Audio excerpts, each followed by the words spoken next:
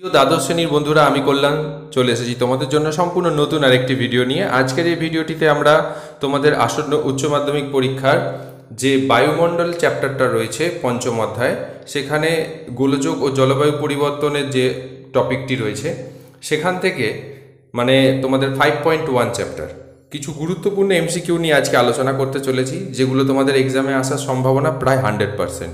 তো চলো দেখে নেওয়া যাক, আর মনোযোগ সহকারে দেখো, তবে ঠিক কমন পাবে। আর আমরা এমনভাবে কোশ্চেনটা তোমাদের কাছে উপস্থাপন করেছি যাতে তোমরা নিজেদেরকে যাচাই করতে পারো, তোমার যদি পড়া হয়ে গিয়েও থাকে যে কতটুকু মনে আছে, ঠিকঠাক পারছো কি না সেটাও এখানে দেখে নিতে পারবে। তো স্টার্ট করি।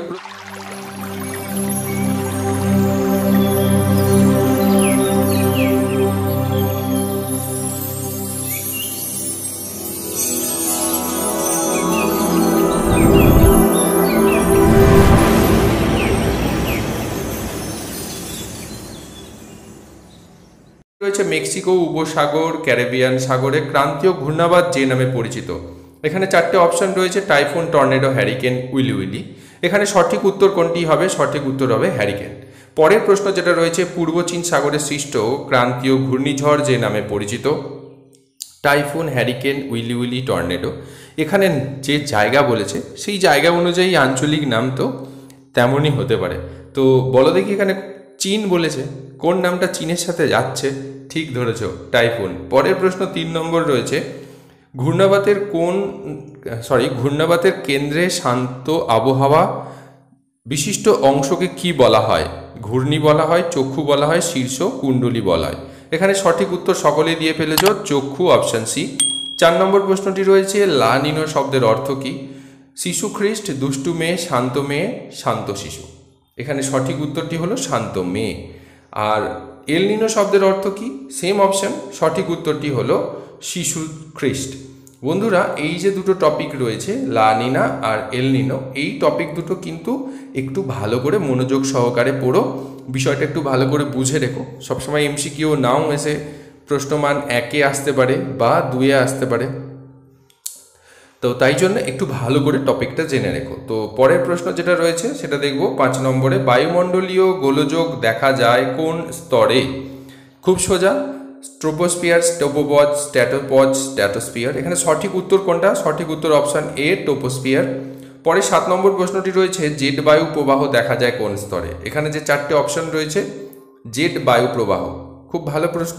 এখানে যেমন এল নিনো, লা নিনো বললাম, তেমন জেট বায়ু, এটাও আর একটা টপিক। এই টপিকটা সম্পর্কেও একটু ভালো করে জেনে রাখবে। তো এখানে সঠিক উত্তর কোনটা হবে? ট্রোপোস্ফিয়ারের ঊর্ধ্ব স্তরে দেখতে পাওয়া যায় জেট বায়ুর প্রবাহ। 8 নম্বর যেটা রয়েছে, 4 o'clock রেইন কোন জলবায়ু অঞ্চলে দেখা যায়? খুব ভালো প্রশ্ন বন্ধুরা। 4 o'clock শাওয়ারও বলা হয় অনেক সময় একে। ভূমধ্যসাগরীয় জলবায়ু অঞ্চলে, নিরক্ষীয় জলবায়ু অঞ্চলে, তুন্দ্রা জলবায়ু অঞ্চলে আর মৌসুমী জলবায়ু অঞ্চলে। সূর্যরশ্মি সারা বছর লম্বভাবে কিরণ দেয় কোন অঞ্চলে? যেখানে সূর্যরশ্মি লম্বভাবে সারা বছর কিরণ দেয় সেখানকারই জলভাগ বেশি উত্তপ্ত হয়ে জলভাগের জল বাষ্পীভূত হয়ে ওপরে উঠে যায়। ওপরে উঠে ঊর্ধ্বাকাশে ঘনীভূত হয়, শীতল হয়, হয়ে জলকণায় পরিণত হয়ে মেঘ সৃষ্টি হয়ে সেই দিনই আবার বৃষ্টি আকারে ঝরে পড়ে। তো সারা দিন ধরে এই প্রসেসটা ঘটে, 2-2:30-এর পর থেকে 3-4-এর দিকে বৃষ্টি হয়। তো সূর্যরশ্মি যেখানে লম্বভাবে কিরণ দেয় সেই জায়গায় 4 o'clock শাওয়ার হয়। তো সেটা কোনটা হতে পারে? নিরক্ষীয় অঞ্চল, সঠিক উত্তর। পরের প্রশ্ন রয়েছে, ক্যালিফোর্নিয়া যে জলবায়ু অঞ্চলে অবস্থিত তা কোনটা? মৌসুমী জলবায়ু অঞ্চল, ভূমধ্যসাগরীয় জলবায়ু অঞ্চল, তুন্দ্রা জলবায়ু অঞ্চল আর মরু জলবায়ু অঞ্চল। এখানে সঠিক উত্তর হবে ভূমধ্যসাগরীয় জলবায়ু অঞ্চল। একটা জিনিস কি বন্ধুরা, ক্যালিফোর্নিয়া উত্তর আমেরিকায় অবস্থিত, কিন্তু ভূমধ্যসাগর এর 2 প্রান্তের দুটো কন্টিনেন্ট হলো ইউরোপ আর আফ্রিকা।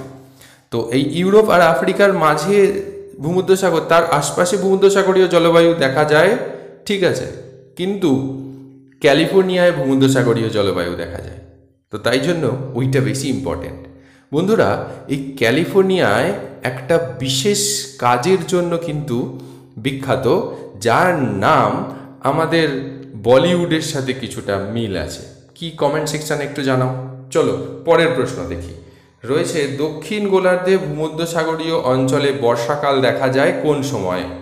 এখানে June July November December January February March April, এখানে সঠিক উত্তর হবে জুন জুলাই মাসে। পরের প্রশ্ন যেটা রয়েছে সেটা আমরা দেখব যে ছায়া পছন্দ করে এরূপ উদ্ভিদকে কি বলা হয়? হেলিওফাইট, মেসোফাইট, স্কিওফাইট, জেরোফাইট। এখানে সঠিক উত্তর হচ্ছে স্কিওফাইট। পরের প্রশ্ন রয়েছে খরা প্রতিরোধকারী উদ্ভিদ কোন অঞ্চলে জন্মায়? এখানে সঠিক উত্তর হবে অপশন 4টের মধ্যে শুষ্ক অথবা প্রায় শুষ্ক অঞ্চলে। পরের প্রশ্ন রয়েছে কোন ধরনের উদ্ভিদ অধিক আলোকিত অবস্থা পছন্দ করে? এখানে মেসোফাইট, হেলিওফাইট, স্কিওফাইট, জেরোফাইট। এখানে সঠিক উত্তর হচ্ছে হেলিওফাইট। পরের প্রশ্ন রয়েছে সিএফসি ক্লোরোফ্লুরোকার্বন এর অন্যতম প্রধান উৎস কি? যানবাহন, শিল্প, শীততাপ নিয়ন্ত্রিত যন্ত্র, আগ্নেয়গিরি।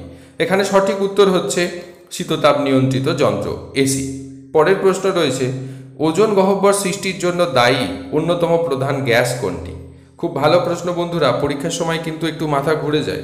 দেখো ক্লোরিন রয়েছে, কার্বন ডাইঅক্সাইড, নাইট্রোজেন, হাইড্রোজেন, সবই খারাপ। ভালো কে? তো ভালো খারাপ যে তার মধ্যেও ক্লোরিন হলো সবচেয়ে বেশি খারাপ। ওজোন গহ্বর সৃষ্টির জন্য অন্যতম দায়ী গ্যাস কিন্তু ক্লোরিন। ভুল করেও কার্বন ডাইঅক্সাইড করো না কিন্তু। যদি তোমাকে কোশ্চেনের অপশনের মধ্যে ক্লোরিন না থাকে সেক্ষেত্রে তুমি কার্বন ডাইঅক্সাইড করতে পারো। তো পরের প্রশ্ন রয়েছে ওজোন স্তর ধ্বংসের জন্য দায়ী গ্যাস কোনটা? দেখো এখানে দেখেছো ওজোন গহ্বর সৃষ্টির জন্য দায়ী অন্যতম প্রধান গ্যাস, আর এখানে ওজোন স্তর ধ্বংসের জন্য। সেম প্রশ্ন একটু ফারাক, ওজোন গহ্বর সৃষ্টি হচ্ছে আর ওজোন স্তর ধ্বংস হচ্ছে। খেয়াল রাখবে কিন্তু দুটো প্রশ্নের মধ্যে খুব সামান্য ফারাক, ওজোন গহ্বর সৃষ্টির জন্য আর ওজোন স্তর ধ্বংসের জন্য। দেখো এখানে ওজোন স্তর ধ্বংসের জন্য যে প্রশ্নটা তাতে কিন্তু ক্লোরিন লেখা নেই, তাই জন্য এখানে উত্তর হয়েছে সিএফসি ক্লোরোফ্লুরোকার্বন। পরের প্রশ্ন যেটা রয়েছে ওজোন গ্যাসের ঘনত্ব মাপা হয় কোন এককে? রোল্যান্ড, ডবসন, ডেসিবেল আর স্কোনবিল। এখানে সঠিক উত্তর হচ্ছে সকলেই দিয়ে ফেলেছ ডবসন। 18 নম্বর প্রশ্নটি রয়েছে ব্রাজিলের রিও ডি জেনিরোতে পরিবেশ সংক্রান্ত বসুন্ধরা সম্মেলন অনুষ্ঠিত হয়েছিল কবে? 1992, 2000, 1952 আর 2006। এই 4টে অপশনের মধ্যে সঠিক উত্তর কোনটা? 1992। বন্ধুরা ভিডিওটি যদি তোমাদের ভালো লাগে, মনে হয় যে উপকারী হচ্ছে, তাহলে অবশ্যই চ্যানেলটা সাবস্ক্রাইব করো, একটা লাইক করো, বন্ধুদের মধ্যে শেয়ার করো। পরের প্রশ্নটি দেখে নিই। পরের প্রশ্নটি রয়েছে ট্রোপোস্ফিয়ারের ঊর্ধ্বাংশে পশ্চিম থেকে পূর্বে প্রবাহিত দীর্ঘকার তরঙ্গায়িত বায়ুপ্রবাহ কী নামে পরিচিত? জেট বায়ুপ্রবাহ, এল নিনো, রসবি তরঙ্গ, মিস্ট্রাল। এখানে সঠিক উত্তর হলো রসবি তরঙ্গ। খুব ভালো প্রশ্ন বন্ধুরা, এটা এসএকিউ আকারেও আসতে পারে, একটু ভালো করে মনোযোগ সহকারে পড়ো। শুধু ওপরের প্রশ্নটাকে উত্তর হিসাবে ব্যবহার করলেই রসবি তরঙ্গ হয়ে গেল। তো চলো পরের 20 নম্বর প্রশ্নটি দেখে নিই। 20 নম্বর প্রশ্নটি রয়েছে ডোল ড্রামস কোথায় দেখা যায়? নিরক্ষীয় অঞ্চল, মেরু অঞ্চল, ক্রান্তীয় অঞ্চল আর উপরের সবকটাতেই দেখা যায়। এখানে সঠিক উত্তর হচ্ছে নিরক্ষীয় অঞ্চলে দেখা যায়। এই ডোল ড্রামস, অশ্ব অক্ষাংশ, কিছু মিল পেলে বন্ধুরা? যদি পাও কমেন্ট সেকশানে একটু কমেন্ট করো। তো আজকের ভিডিওটা এখানেই শেষ করছি। ভিডিওটা যদি ভালো লাগে অবশ্যই লাইক করো, চ্যানেলটা সাবস্ক্রাইব করো। আমাদের চ্যানেলে প্রিভিয়াস ইয়ারের প্রত্যেকটা সাবজেক্টেরই তোমাদের আর্টসের রয়েছে, সেই প্রিভিয়াস ইয়ারের কোশ্চেন অ্যান্সার এইচএসের, সেগুলো চাইলে দেখে নিতে পারো। সেই ভিডিওগুলোর লিঙ্ক এই ভিডিওর শেষে যে এন্ড স্ক্রিন আসবে সেখানে দিয়ে দেবো। আর অবশ্যই চ্যানেলটাকে সাবস্ক্রাইব করো ভালো যদি লাগে। আবার দেখা হচ্ছে আগামীতে। আজ এ পর্যন্তই, টাটা।